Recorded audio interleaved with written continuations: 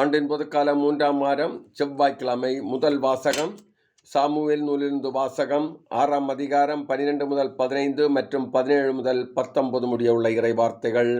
அந்நாட்களில் தாவீது புறப்பட்டு சென்று கடவுளின் பேழை ஒபேது எதோயின் இல்லத்தில் இருந்து தாவீது நகருக்கு அக்களிப்போடு கொண்டு வந்தார். ஆண்டவரின் பேழை ஏந்தியவர்கள் 6 அடிகள் எடுத்து வைத்ததும் ஒரு காளையையும் ஒரு ஆட்டுக்கிடாயையும் பலியிட்டார். நார்பட்டால் நெய்யப்பட்ட எபோத்தை அணிந்து கொண்டு தாவீது தம் முழு வலிமையோடு ஆண்டவர் முன்பாக நடனமாடிக் கொண்டிருந்தார். தாவீதும் இஸ்ரேல் வீட்டார் அனைவரும் ஆரவாரத்தோடு எக்கால முழக்கத்தோடும் ஆண்டவரின் பேழையை கொண்டு வந்தார்கள். ஆண்டவரின் பேழையை கொணர்ந்து அதற்கென நிறுவிய கூடாரத்தின் நடுவில் அதை வைத்தார்கள். தாவீது ஆண்டவர் முன்பு எரிபலிகளையும் நல்லுறவு பலிகளையும் செலுத்தினார்.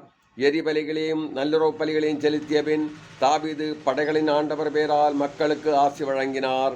பிறகு தாவீது ஆண் முதல் பெண் வரை மக்கள் அனைவருக்கும் இஸ்ரேல் கூட்டம் முழுவதற்கும் ஆளுக்கொரு அப்பத்தையும் பொரித்த இறைச்சியையும் திராட்சைப்பழ அடையையும் கொடுத்தார். மக்கள் அனைவரும் தம் இல்லங்களுக்கு சென்றனர். இது ஆண்டவர் வழங்கும் அருள்வாக்கு. இறைவா உமக்கு நன்றி.